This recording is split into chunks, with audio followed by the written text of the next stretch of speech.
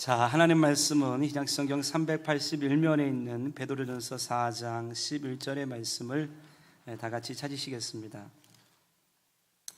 베드로전서 4장 11절의 말씀을 다 같이 찾으시겠습니다. 다 같이 우리 한 말씀이기 때문에 같이 읽겠습니다. 시작. 만일 누가 말하려면 하나님의 말씀을 하는 것 같이 하고 누가 봉사하려면 하나님이 공급하시는 심으로 하는 것 같이 하라. 이는 범사의 예수 그리스도로 말미암아 하나님이 영광을 받으시게 하려 함이니 그에게 영광과 권능이 세세 무궁하도록 있느니라. 아멘. 오늘 저는 본문의 말씀을 중심으로 하나님이 하시는 것처럼 대화하십시오. 하나님이 하시는 것처럼 대화하십시오 라는 제목으로 말씀을 증거하겠습니다. 저희 누나와 매형이 전라도에 살고 있습니다. 전라도에서 농사를 짓고 있는데 몇 해 전인가 저희 집으로 저희 누나가 짐을 싸갖고 왔습니다. 웬일이야 그랬더니 매형이랑 살면서 한 번도 대화를 해본 적이 없다. 못 살겠다. 도대체 몇 번 대화를 시도해봤는데 한 번도 내 말을 이해해주지 못하더라. 그리고 이제 그만 살겠다고 이제 방을 얻겠다고 저에게 요청을 했습니다. 며칠이 지났을 때 매형이 이제 누나를 찾아러 왔습니다. 그래서 매형, 누나가 15년 이상 살면서 한 번도 대화 같은 대화를 안 해봤다고 하는데 도대체 무슨 얘기입니까? 야, 대화를 왜 안 하니? 대화 맨날 했는데 그리고 글쎄 뭐 나라고 할 말이 없는지 아니? 야, 누나랑은 진짜 내가 말을 안 했어 그렇지 말이 안 통한다. 말이 안 통해. 그리고 헤어질 뻔했는데 다시 내려가서 지금까지 잘 살고 있습니다. 이 부부간의 대화의 어려움, 이 소통의 어려움, 이런 것들이 비단 저희 누나 부부간의 문제뿐만 아니라 오늘날 굉장히 많은 부부의 문제라고 생각을 합니다. 최근에 어떤 분이 저에게 집에서 대화를 하긴 해야 되는데 도대체 어떻게 말을 시작해야 될지 모르겠다고, 그동안 너무 오랜 시간 동안 대화를 못했다고, 괜히 잘못 건드렸다가 더 상황이 안 좋아질까 봐 걱정이 된다는 얘기를 들어본 바가 많이 있습니다. 이혼한 부부들에게 왜 이혼할 수밖에 없었습니까? 라고 물으면 86%의 사람들이 대답하는 것이 도대체 그 사람하고는 말이 안 통합니다 라고 대답한다는 것입니다. 20대, 30대 결혼 정년기에 청년들에게 물어봤을 때 결혼 배우자로 어떤 사람을 원하십니까? 물론 경제적인 것, 외모, 직장 다 중요하지만 빠지지 않고 등장하는 것은 말이 통하는 사람, 대화가 되는 사람. 그러니까 부부가 연결되어짐에 있어서 한 사람과 이 사람과 영원히 살겠다고 결심하는 그 시작에도 말이 좀 됐으면 좋겠다.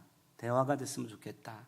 그리고 헤어지는 부부도 결국은 10명 중에 8명 이상은 살다 보니까 말이 안 통한다. 말이 안 된다. 이런 고민을 갖고 있다는 것입니다. 부부 사이의 대화는 결혼 생활에 있어서 아주 중요한 것임에 틀림이 없습니다. 사람들은 혼자 사는 것이 선하지 못하다라는 말씀에는 주님이 이 부부간의 친밀감을 얻기 위해서 결혼을 하는데 막상 배우자와 대화가 통하지 않거나 단절이 되면 부부간의 친밀감은 정체되고 말고 대화를 가리켜 대놓고 화내는 것, 이렇게 누가 얘기했습니다. 대화는 대놓고 화내는 거예요. 속으로 앓고 있거나 또는 딴 데 가서 푸는 게 아니고 상대방이 있을 때 대놓고 화내는 것이라고 조코를 들어본 적이 있습니다. 만일 대화가 되지 않는다면 부부는 갈등을 슬기롭게 극복할 수 없습니다. 저는 이 부부에 관한 책들을 5월 달에 많이 읽고 지금까지 이런 설교를 많이 했는데요. 결국은 인간은 모두가 다 다르죠. 디퍼런스, 차이점이 있죠. 야행성 인간, 새벽형 인간, 말을 많이 하는 사람, 말을 적게 하는 사람, 한식을 좋아하는 사람, 양식을 좋아하는 사람, 아버지에게 권위가 있었던 사람, 엄마에게 힘이 있었던 사람, 혈액형별로도 다 틀리게 됩니다. 천차만별인 사람인데 이 차이를 극복하면서 이제 아름답게 이루어가면 부부가 성공리에 이제 삶을 맞출 수가 있는데, 이게 갈등이 조정이 잘 안 되고 갈등을 봉합하지 못하면 어려움에 직면하게 됩니다. 여러분, 5월달이 가정의 달이라 제가 이 부모 자식 간의 설교도 하고 또 부부간에 설교도 하고 이렇게 합니다. 근데 이 목사도 부담이 있어요. 지난주에 이제 저녁 예배를 없으니까 이제 오후 예배를 끝나고 아이들과 함께 이제 예배 시간 이제 끝나고 아이들과 함께 식사를 하고 저희도 가족 셀 모임을 했습니다. 제가 정작 이렇게 성도들하고는 많은 시간을 보내는데 아이들하고는 그런 시간을 못 보내서 족발을 좀 사 먹고요. 이렇게 셀 모임을 했었는데 그때 이 셀 모임의 내용이 너희 남편들아 예수 그리스도께서 교회를 사랑하신가 같이 내 아내를 사랑하라 이런 말씀이었어요. 아내들아 남편을 복종해라 이런 말씀이었어요. 그러면서 이 말씀을 제가 나누었어요. 이거 어떻게 생각하냐고. 그런데 여러분 이거 질문할 때 저 굉장히 힘들었습니다. 왜냐하면 세상에 어떤 남자가 자기 부인을 예수님처럼 사랑해요. 물어봤더니 저희 집 아이가 아빠 저는 그 설교 들을 때 깜짝 놀랐어요. 아빠가 아내를 예수님처럼 사랑하라 이 얘기를 당당하게 하시는 거 보면서 어떻게 저 얘기를 저렇게 당당하게 할 수가 있지? 이런 생각이 들었어요. 굉장히 어려운 거예요, 여러분.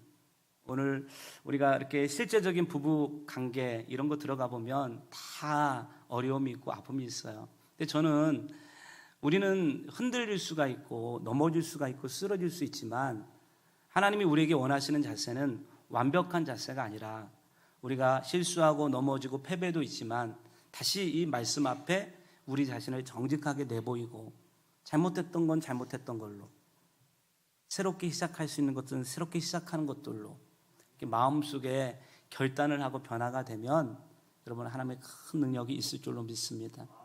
그러므로 혹시나 제가 이런 말씀을 증거할 때 제가 완벽하거나 뭐 그런 식으로 하는 건 아니고요.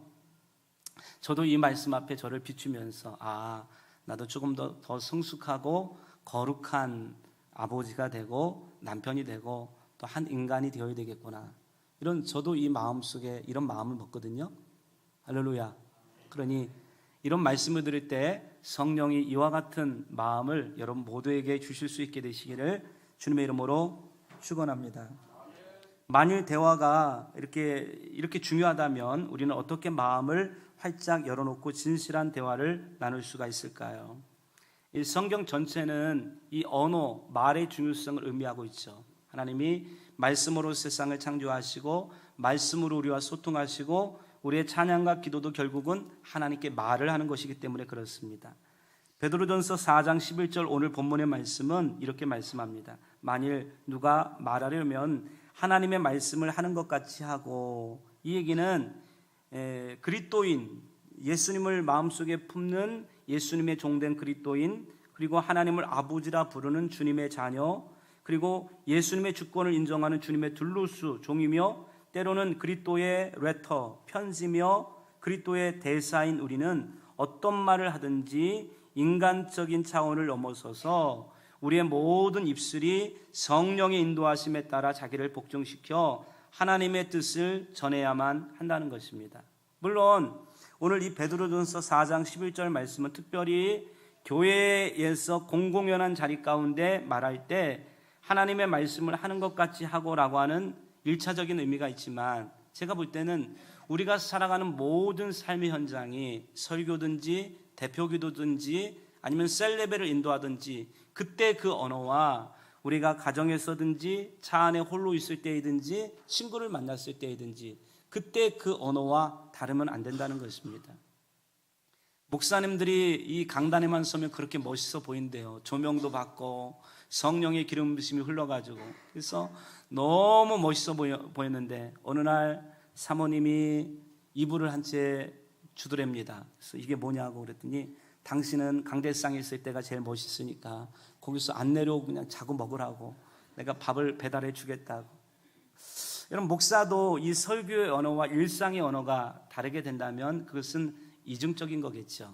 오늘 본문의 말씀은 당신들이 설교를 하고 있든지 당신들이 대표 기도를 하고 있든지 당신들이 믿는 사람들 앞에서 거룩한 언어를 하고 있는 것들이 당신의 삶의 일상 가운데 자녀를 훈계할 때 부부가 차 안에서 의견이 다툴 때 그럴 때도 동일한 이 하나님의 말씀하신 것처럼 말씀을 해야 된다고 말하고 있다는 것입니다.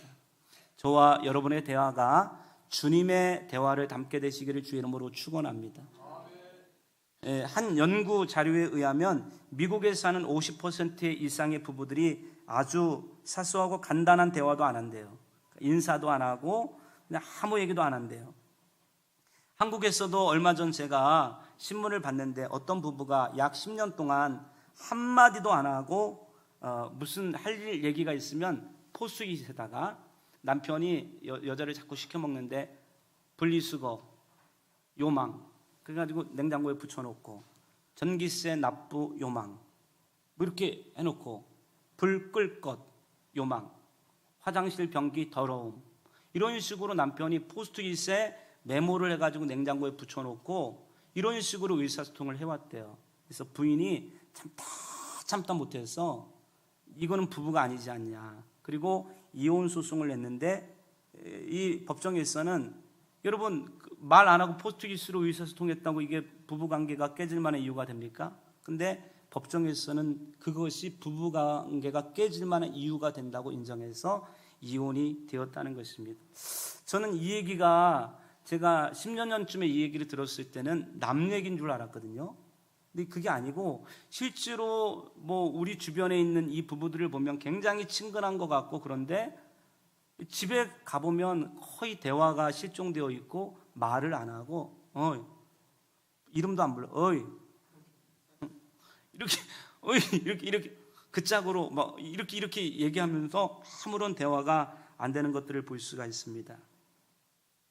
그리고 대화를 한다고 할지라도 이 대화가 건강하고 성숙한 대화이기보다도 굉장히 부정적이고 상처가 있고 파괴적인 대화를 할 때가 있다는 것입니다. 미국 내 영향력 있는 부부 세미나 강사이며 세계적으로 수백만 권이 팔린 5가지 사랑의 언어라고 하는 미국 가정 부문의 1등을 많이 했던 책인데 이 책의 저자가 게리 체프먼 목사님이신데요. 이분의 책을 저는 이 부부간의 5가지 사랑의 언어와 지난주 설교 제목이었던 연인보다 아름다운 부부로 사십시오. 이 책을 제가 읽어봤는데요. 이 책에 보니까 이 게리 체프먼 목사는 이 사랑의 부부간의 대화의 전문가인데요. 이 부부간의 친밀감을 파괴하는 대화의 스타일을 5가지로 설명하고 있는데 이것을 병든 대화라고 말하고 있습니다.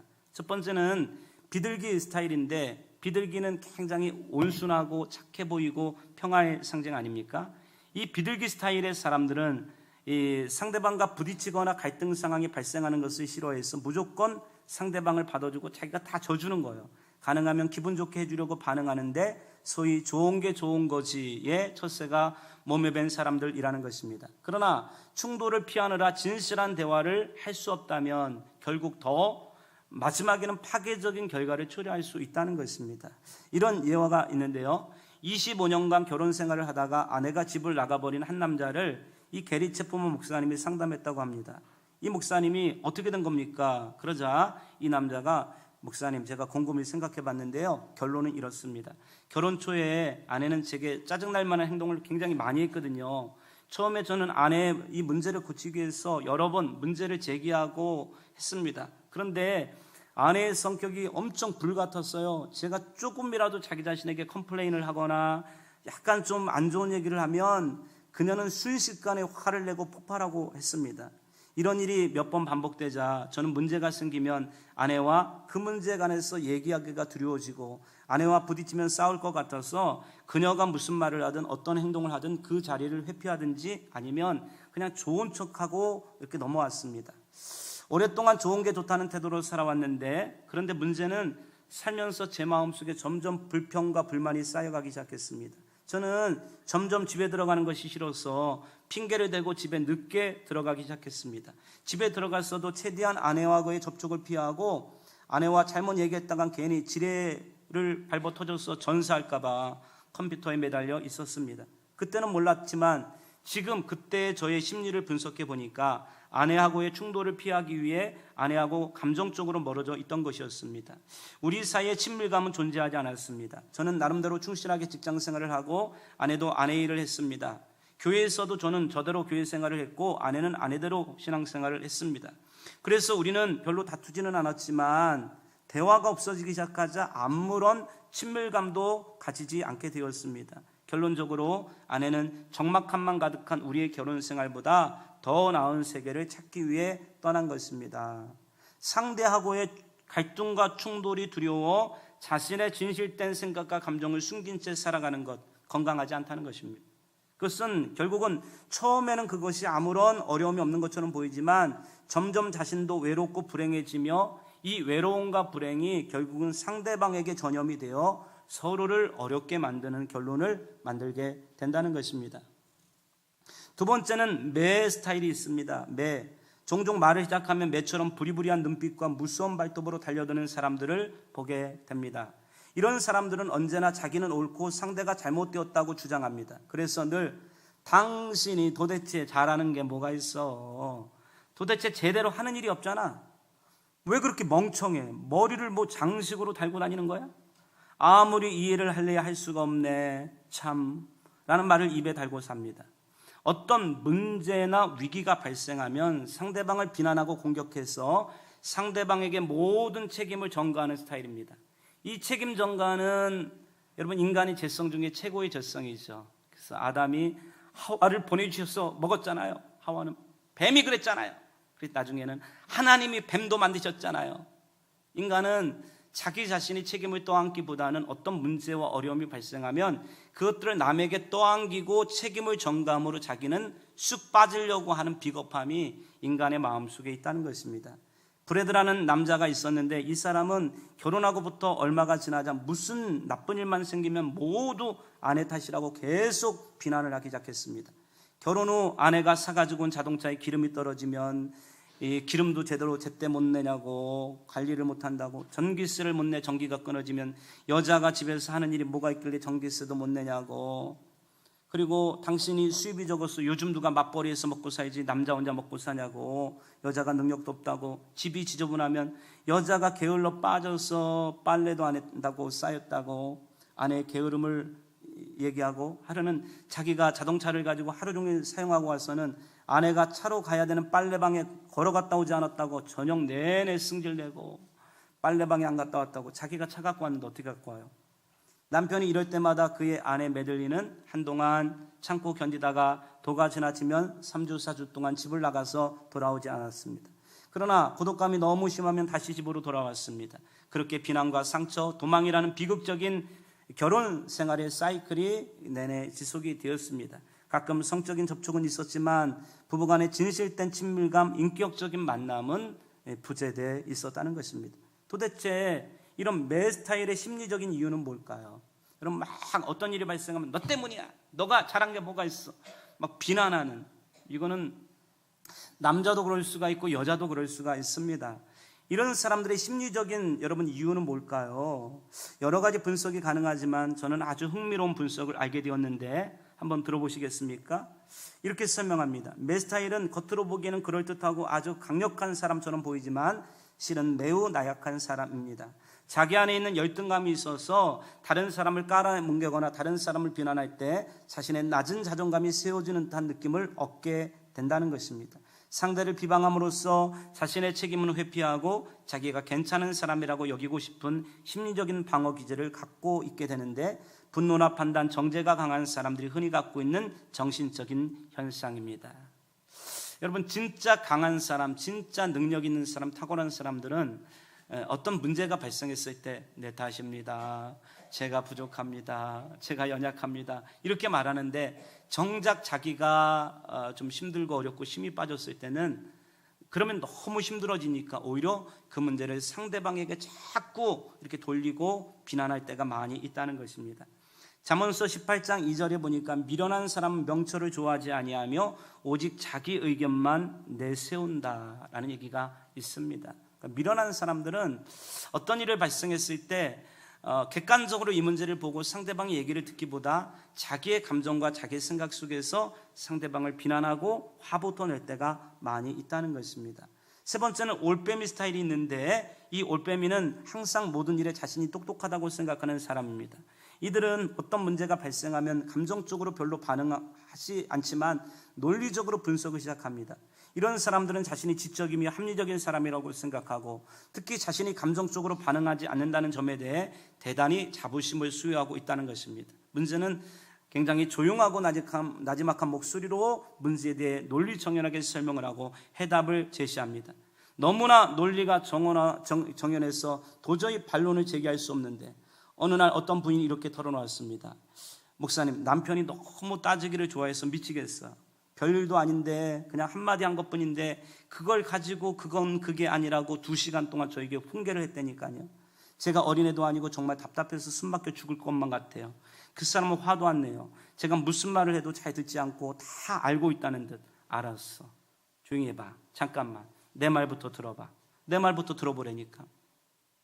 그게 아니고요. 내 말부터 들어봐. 알겠습니다. 알겠어? 태도가 왜 그래? 다시 한번 얘기해봐. 이렇게 얘기하면서 조금 논리적으로 저에게 틈도 안 주고 오직 자기 논리로 저를 가르쳐요. 이제는 아예 포기하고 아무 말도 안 해요. 이 부분은 과연 친밀한 관계를 형성하고 있는 걸까요?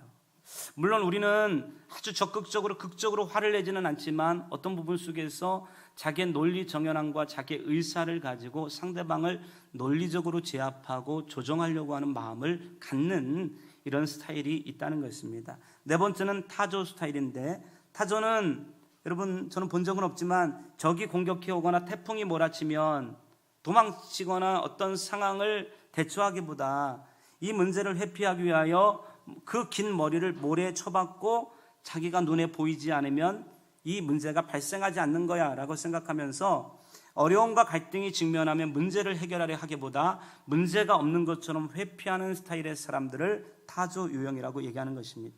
타조 유형은 어떤 사람의 자극에 직접적인 반응을 보이지 않습니다. 반대를 하거나 부정적인 태도를 보이지 않아요. 그저 벙어리 냉가슴 앓는 것처럼 그냥 꿍꿍 앓고 있어요. 병 들어가죠. 이 타조 유형들은 병 들어가고 아예 그 문제를 생각 안 해요. 왜냐 그러면 그 문제를 생각하면 고통스럽고 그 얘기를 하면 아프니까 아예 그 문제가 없는 것처럼 여러분 침묵할 때가 있습니다. 그런데 이 타조형의 또 다른 대응 방식은 오히려 말을 굉장히 많이 한다는 것입니다. 말을 굉장히 많이 하는데 문제는 뭐냐 그러면 이 대화의 내용이 실제적으로 갈등이 있고 해결해야 될 이 내용이 아니고 그 얘기하고는 전혀 관계없는 엉뚱한 얘기들을 많이 한다는 것입니다.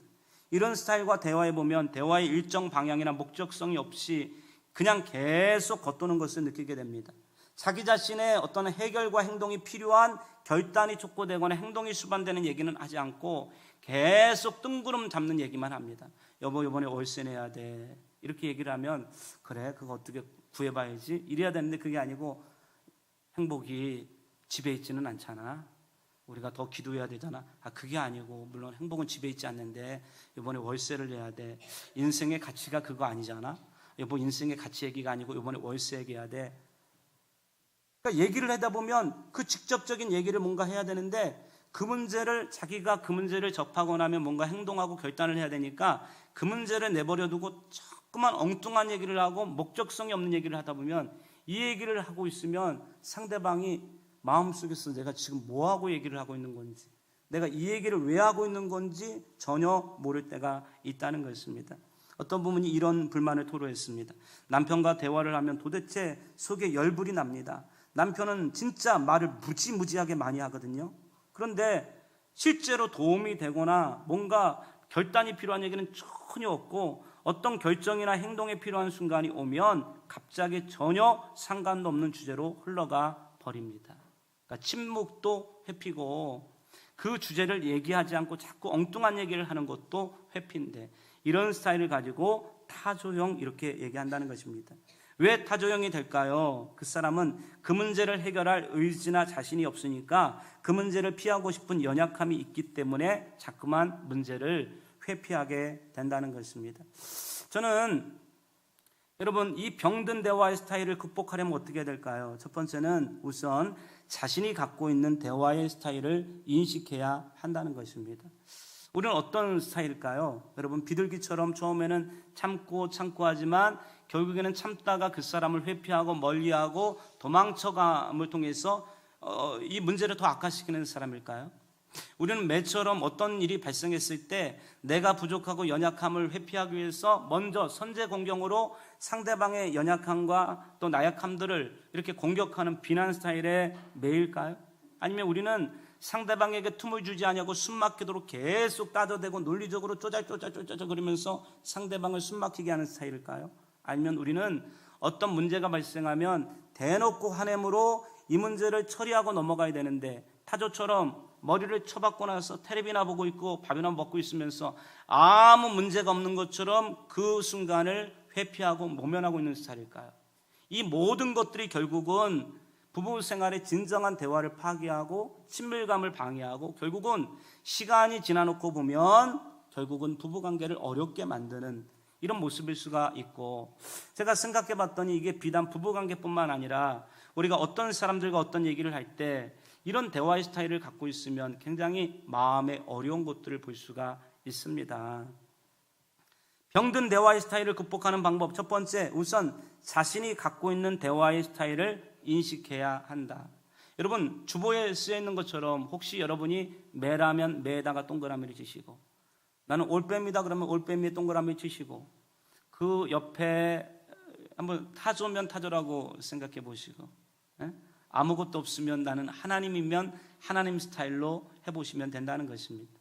지기지피면 백전백승이다, 이런 얘기처럼 자기의 대화 스타일을 생각해보고 왜 점차 우리 가족이나 우리 남편이나 아내가 나와 얘기하기를 싫어하는가, 이런 것들을 한번 생각해 볼 필요가 있고 또 상대방의 대화 스타일을 생각해 볼 필요가 있다는 것입니다. 그리고 두 번째는 그것이 부부관계에 미치고 있는 파괴적인 영향력을 인정해야 한다는 것입니다. 그리고 변화해야 되겠다는 결심을 해야 한다는 것입니다.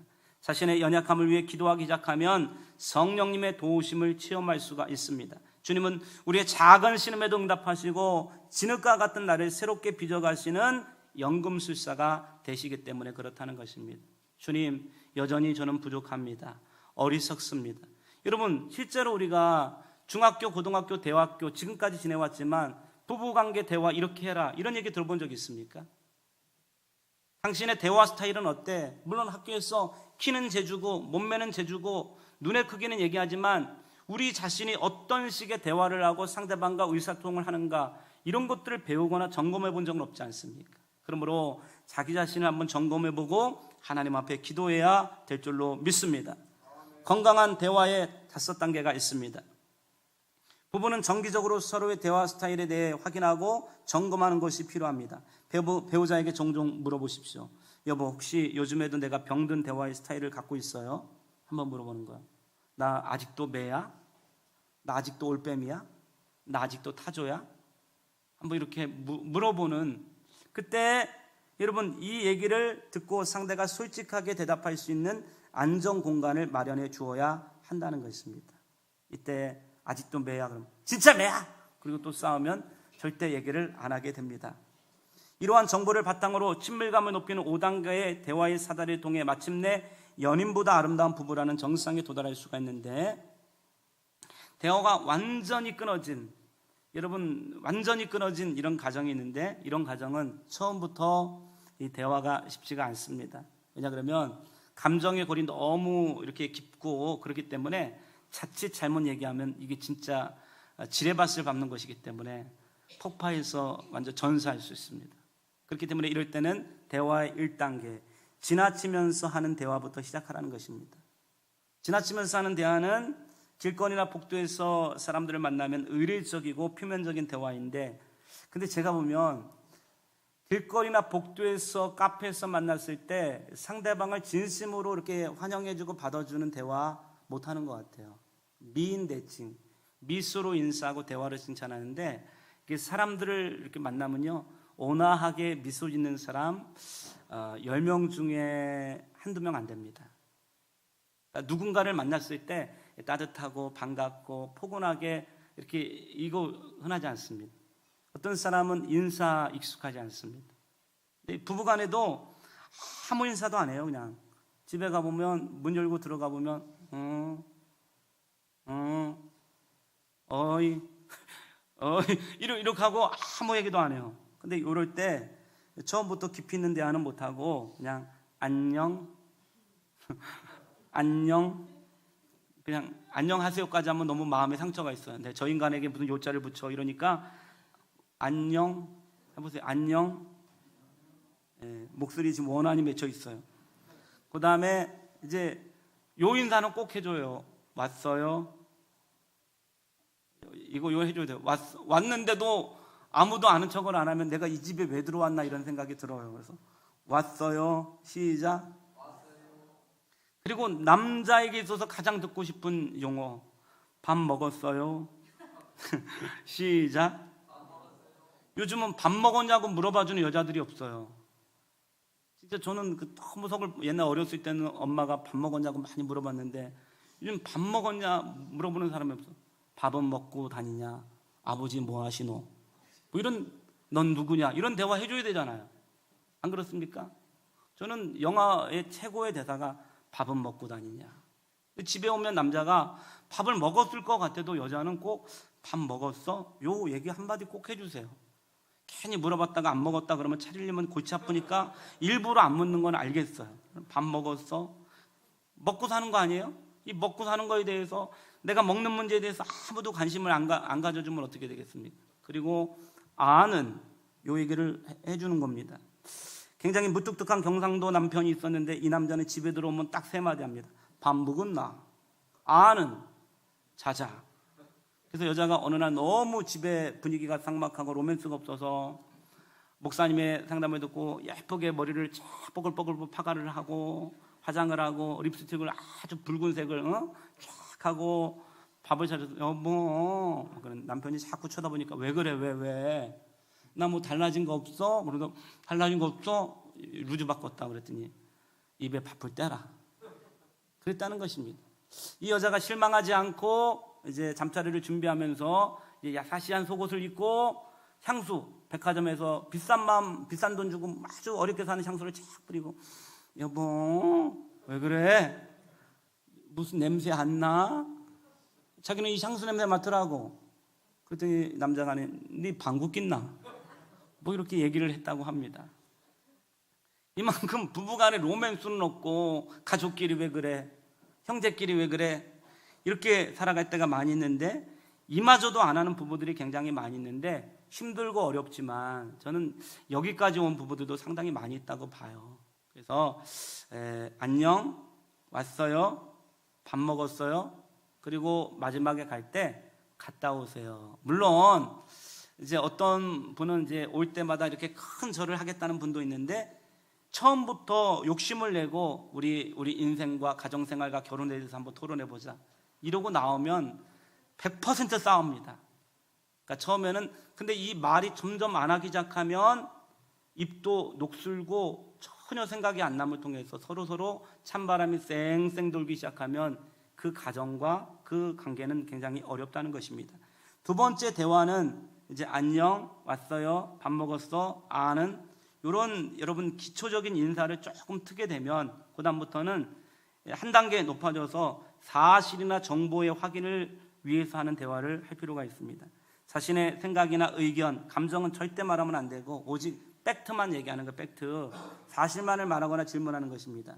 집에 보일러가 새요. 이번 주 목요일에 큰아이 생일이에요. 이번에 우리 아이 고등학교 가는 거 아시죠? 여보 당신 모르실 것 같은데 다음 주 토요일이 우리 딸 결혼인 거 아시죠? 이렇게 이렇게 그 장모님이 아프셔서 입원하셨어요. 교회 수련회가 8월 6일이래요. 뭐 이런 여기다 딴 얘기하면 안 되고 그냥 사실 정보만 얘기하는데 이것도 얘기하기 싫어하는 사람들이 있어요. 전혀 뭐 그런 일이 있었어? 그걸 왜 나한테 얘기 안 해? 왜냐 그러면 대화하기 싫기 때문에 그런 유의 대화조차 안 한다는 것입니다. 그런데 이 사실을 얘기하는 거예요. 그리고 세 번째 대화는 이제 조금 더 신뢰감이 형성이 되면 사실이나 정보를 교환하는 수준을 넘어서 자신의 의견이나 해석 그리고 판단을 할 수 있는 대화를 의미하게 됩니다. 근데 이 3단계까지 가는 것도 어렵죠. 그래서 예를 들면 이번에 뽑힌 대통령은 참 서민적이라 잘할 것 같아요. 그러니까 대통령이 뽑혔다라고 하는 이 팩트 위에 참 서민적이고 잘할 것 같다는 얘기는 자기 자신의 견해와 생각을 밝힌 거예요. 근데 문제는 왜 부부간에 어려움이 있냐 그러면 아내가 이번에 뽑힌 대통령은 참 서민적이라 잘할 것 같아요. 이렇게 얘기를 하면 남편이 그 얘기를 듣고 그래 그럴 것 같지 그러면 되는데 야 인간이 다 똑같지 뭐 대통령이 별거 있냐? 이번에 문재인 대통령은 특수부대 출신이라 참 멋있는 것 같아요. 젠틀하고 야 이빨이 틀리라 막 발음이 다 새더라 야. 뭐 이렇게 얘기를 하면 상대방이 자기 의견과 입장을 얘기했는데 그 얘기를 비난당하고 공격당하잖아요. 내 생각에는 당신한테는 기도도 중요하지만 운동이 필요한 것 같아요. 너나 잘하세요. 너나 잘하세요. 야 운동할 겨를이 어딨냐 지금? 이렇게 얘기하면 상대방이 자기는 정말 상대를 아끼는 마음으로 어떤 의견을 첨부했는데 그 의견이 거부당하면 갑자기 엄청난 충격이 오죠. 우리 아이는 문과보다는 이과 쪽으로 더 재능이 있는데 수학을 조금 더 보충해 주어야 되겠어요. 그랬더니 야 너 닮아서 수학을 못하잖아. 이러고 나오면 굉장히 어렵죠. 아니면 묵묵부답이든지. 그러니까 왜 부부간에 상처가 있냐 그러면 10년, 20년, 30년을 살면서 이 감정의 계좌에 축복된 말, 격려, 위로, 수용, 벌거벗었으나 부끄러우지 아니하는 이런 위로와 격려, 이모셔널 탱크에 사랑이라고 하는 감정이 많이 들어가야 되는데 말만 하기 시작하면 비난과 조롱과 공격과 판단과 정죄가 이때다 보니까 처음부터 대화를 안 하려고 안 했던 것은 아니고 말을 섞다 보니까 그 말 속에 판단이 있고 아픔이 있다 보니까 이게 트라우마가 생겨서 야 괜히 말 붙였다가는 뼈도 못 추린다, 본전도 못 차린다, 지뢰밥 밟다가는 전사한다 이러고 말을 안 하기 시작하니까 굉장히 어렵다는 것입니다. 상대방이 나의 견해나 의견에 대해서 거부하거나 틀린 점을 지적하거나 비판할 수 있기 때문인데 이런 트라우마 때문에 우리는 이렇게 생각합니다.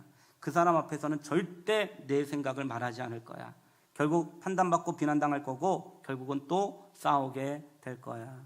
이러고 그 얘기를 안 하다 보니까 결국은 정보도 얘기하기가 싫고 인사마저도 하기가 싫고 대화가 없어지니까 그 다음에 관계의 발전은 굉장히 어렵게 된다는 것입니다. 그리고 이것이 쌓이다 보면 결국은 파국적인 형태로 우리의 관계들 가운데 드러나게 된다는 것입니다.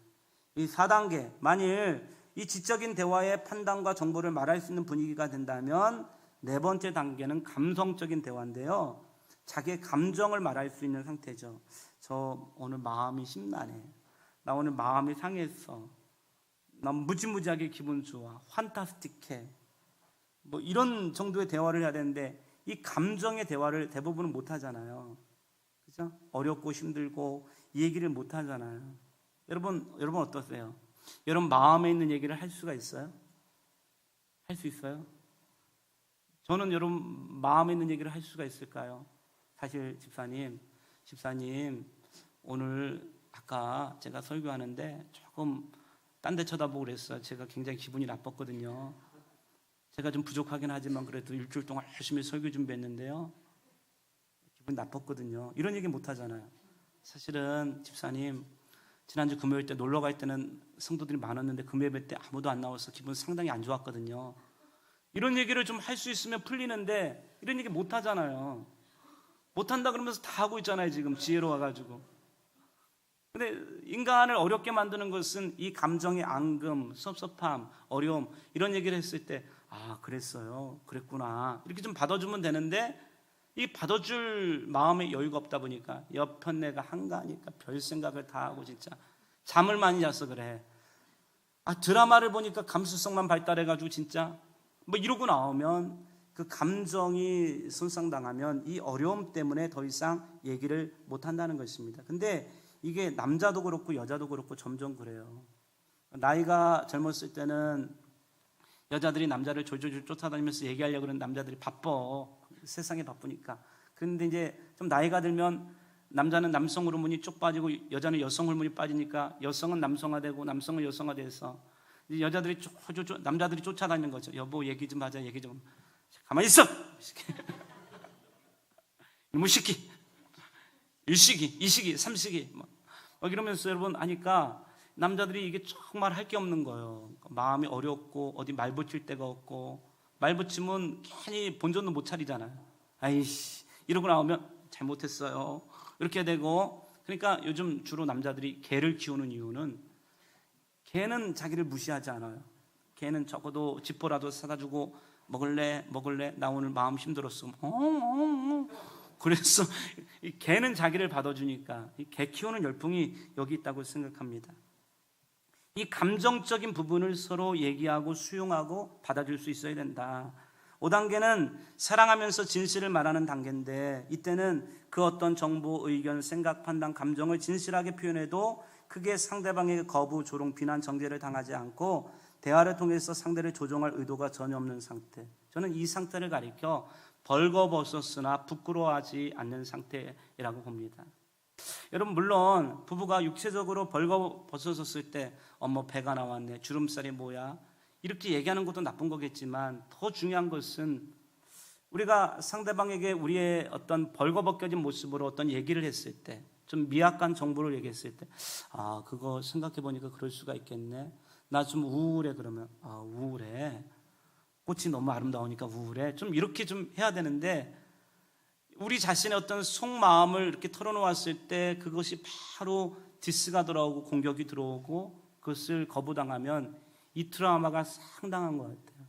여러분, 이 세상에서 인간이 느끼고 있는 공포 중에 5대 공포가 있는데, 그 중에 하나가 대중 앞에서 연설할 때 느끼는 공포라 그래요. 왜냐 그러면 인간이 가장 소중하게 생각하는 것은 자기가 어떤 얘기를 할 때 상대방이 들어주지 않으면 그때 그 거부감과 상처가 상당히 크대요. 제가 강심장이에요. 여러분이 아멘 안 해도 끄떡 안 하고 지금 이렇게 하고 있잖아요. 인간이 가장 보람을 느끼고 의미를 느낄 때는 내가 뭔가를 얘기했을 때 상대방이 반응해 줄 때 그렇게 좋대요. 아멘. 와, 우와. 미국 최고 배우 그레고리 팩은 여자를 꼬실 때 2가지인가 3가지로 꼬셨대. 여자가 무슨 말만 하면 Really? 여자가 무슨 얘기하면, 무슨 얘기를 해도 나 오늘 스파게티 먹었는데 가격이 싸. Really? 나 저기 비치에 갔는데 너무 비치가 바람이 좋았어. Really? 여자가 그 남자한테만 얘기를 하면 막 얼굴도 잘생겼는데 막 자기 얘기가 막 신기한 듯한, 자기가 지금 뭐 특별한 일을 했다는 듯이 막 그 남자가 반응해주고 막, 그랬어, 믿을 수가 없네. 할렐루야. 그러니까 그 남자 앞에만 가면 그 남자의 육체적인 매력이 아니고 그 사람이 자기를 정서적으로 인정해주고 반응해주는 그 반응이 그렇게 좋았대요. 그래서 이 그레고리 팩에게는 안 넘어가는 남자가 없대요. 제가 이 얘기를 일찍이 읽고 써먹어봤는데 저는 안 되더라고요. 그래서 역시 그레고리 팩은 그레고리 팩이다, 이런 생각을 해봤어요. 근데 여러분, 실제로 이렇게 결혼 대상자들을 만날 때 보면 이런 대화를 원하는 거죠. 상대방의 얘기를 잘 경청해주고 반응해주고, 이런 부부의 대화가 있게 되시기를 주의 이름으로 축원합니다. 불행을 만드는 언어가 있다고 합니다. 넌 안 돼, 못할 거야, 무능력함을 강조하는 얘기, 바보야, 멍청하기는, 무식하기는, 자존심을 긁는 얘기, 어떻게 하는 일마다 그 모양이냐, 비난, 왜 맨날 늦어, 또 누구 만나고 왔어, 돈 어디다 썼어, 의심, 집꼬리만큼 갖다 주면서 큰 소리는 무시하면 안 됩니다.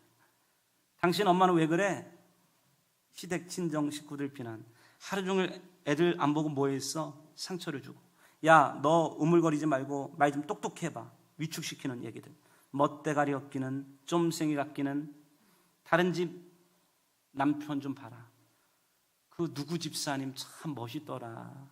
이 얘기는 여러분 조종의 의미가 있어요. 조종의 의미. 그런 얘기 들으면 상대방의 기분이 상당히 나빠요. 근데 행복을 만드는 언어가 있대요. 여보 힘들지, 내가 있잖아. 여보 힘들지, 내가 있잖아. 처음에는 닭살인데 자꾸 듣다 보면 괜찮습니다. 난 자기밖에 없어. 의지하는 얘기. 난 자기를 믿어, 힘내. 야, 이 얘기 저도 듣고 싶어요. 존경의 얘기인데 남자들이 보통 듣고 싶어하는 얘기가 이 얘기래잖아요. 딱 2가지만 잘하면 돼요. 밥 먹었어요, 이 얘기하고 난 자기를 믿어, 힘내. 한번 연습해 볼까요? 난 자기를 믿어, 힘내. 다시 한번, 난 자기를 믿어, 힘내. 저는 이 얘기 정말 좋은 것 같아요. 목사님도 이런 얘기 들으면 정말 힘날 것 같아요. 목사님 믿습니다, 힘내십시오. 할렐루야. 그러니까 이 얘기 한마디 들으면 이 귀로 먹는 보양이라고 그래요. 귀로 먹는 보양. 그러니까 칭찬은 진짜로 그 고래들을 훈련시킬 때 고래들이 그렇게 막 그 수백 톤의 고래들이 막 점프를 뛰는 이유를 보면 먹이를 주는 게 아니고 고래가 그런 행동을 했을 때 진짜 칭찬해주면 이 칭찬에 고래가 그렇게 점프를 뛴대요. 그러니까 인간이라고 하는 존재는 비난과 정죄, 판단 이렇게 받을 때 움직이는 존재가 아니고 칭찬을 받고 격려를 받을 때 이게 점프를 뛰는 이 여러분 존재라는 것입니다. 당신이 자랑스러워. 자기 너무 멋있다. 이것도 한번 해보세요. 자기 너무 멋있다. 시작.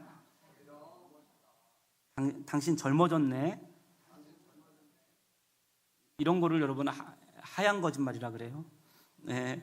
당신 뜻대로 해보세요. 믿음. 괜찮아. 그럴 수도 있지. 용납. 하루 종일 애들하고 많이 힘들었지. 인정. 오늘 하루 힘들었죠. 오늘 애쓰셨죠. 이거. 그리고 여러분 정말 이게 중요한 것 같아요. 인생을 바꾸는 것은 막 큰 거 아닌 것 같아요. 저도 경험해 보니까 이런 작은 것들이 마음속에 용기가 되고 그래 열심히 해봐야지 잘해봐야지. 저는 예배 끝나면 우리 교회 아이들 중에 우리 규현이가 한 주도 빠지지 않고 저를 신방와요. 목사님 잠깐만 와보세요. 부르면 가. 그러면 잠깐만 저를 안아보세요. 목사님 힘내세요. 우리가. 근데 그 얘기를 그 찬양을 듣고 있으면요 힐링이 돼요. 안수기도 받는 것 같아. 근데 그게 힐링이 돼요.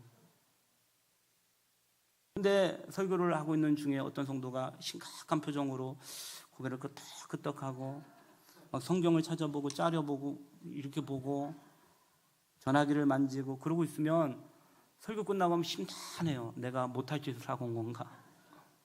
이런 생각이 들어요 마음속에.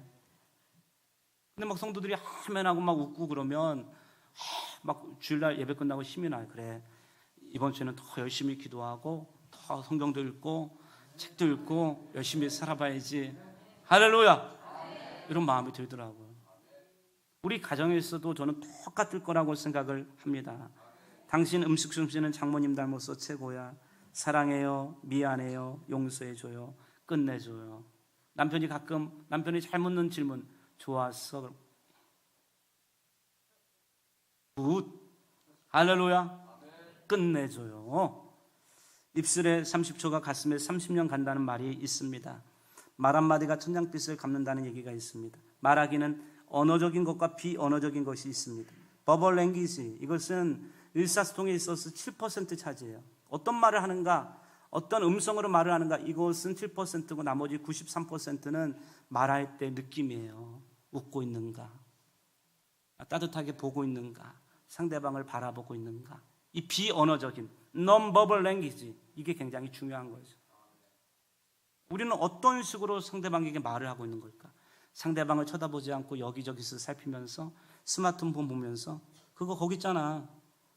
여보 뭐 어디 있어? 그거 거기 있잖아. 아, 왜 그래? 텔레비 보고 있으면서 왔어요? 이러고 있으면 굉장한 상처가 있잖아요. 이 non-verbal language가 93%를 의사소통에 있어서 차지하고 있다는 것입니다. 여러분 듣기, 경청은 너무나 중요해요. 인간의 이 가슴판에는 뭘 쓰고 다니냐 그러면 여기는 다 하나씩 팻말을 갖고 다니는 거예요. I am VIP, I am very important person 이라고 하는 걸 갖고 다니는 거예요.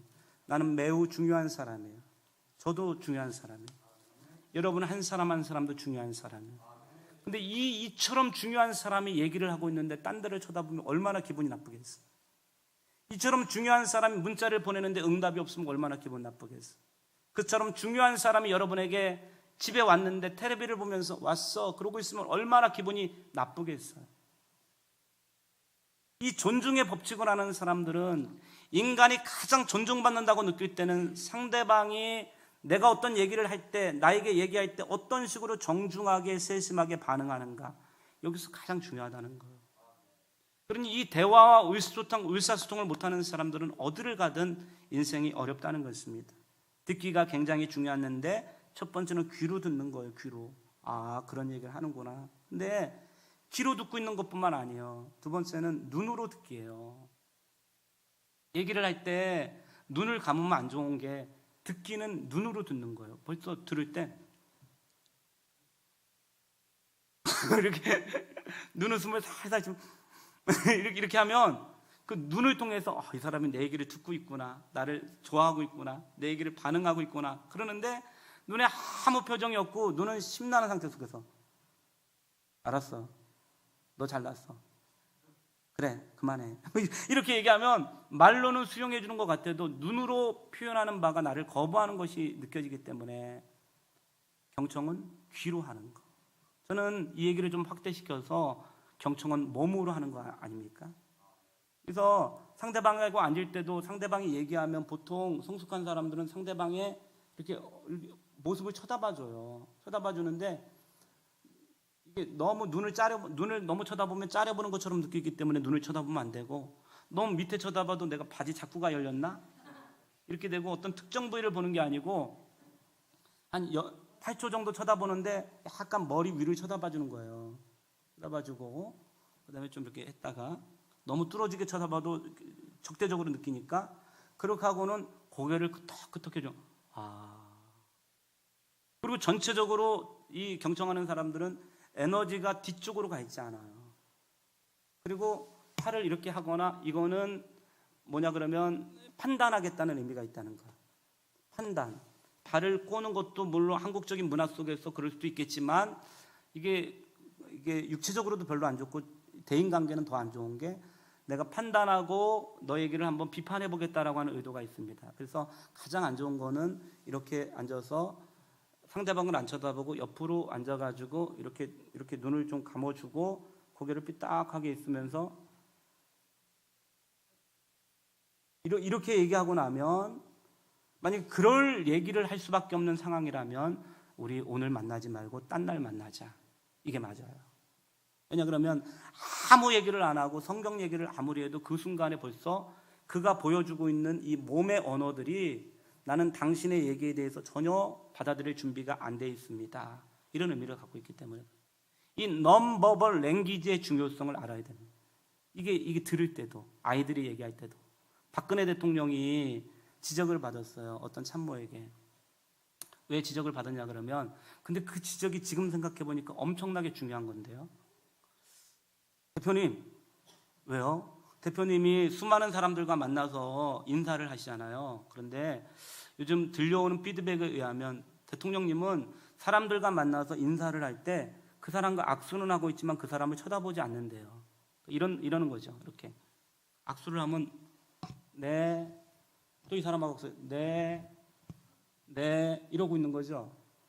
비록 육체적인 터치는 있지만 이 사람은 지금 이 마음으로, 그 아바타이자 I see you, 나는 당신을 봅니다, 이런 여러분 유명한 대사가 있잖아요. 그러니까 인사라고 하는 것은 나는 당신을 바라봐줘야 되는 거예요. See you, I see you, 나는 지금 당신을 봅니다. 할렐루야. 바라봐줘야 되잖아요. 안 바라본다는 거니까 이 사람은 지금 어떤 행동을 하고 있지만 소통하지 않는 거죠. 근데 이게 대선 후보 때 문제인데 지금 생각해 보니까 그분이 두고두고 안 된 게 뭐냐 그러면 소통이 안 됐던 거예요. 소통이. 어떤 누군가하고도 진실된 소통, 그 사람을 한 인격체로 받아들이고 자기 자신을 오픈하는 진실된 소통이 안 된 것 아닙니까? 우리가 그렇게 인생을 살고 있는 것은 아닌가. 밥을 차려주고 있지만 그 밥을 먹는 그 식구들을 I see you, 쳐다봐 주는 거. 왔어요 말하고 있지만 그 사람을 정말 하루에 그 피로를 좀 위로해 주는 거. 아멘을 하고 있지만 진실된 거기에 마음을 모아주는 거. 할렐루야. 이런 대화, 이 경청, 이것이 필요하지 않을까.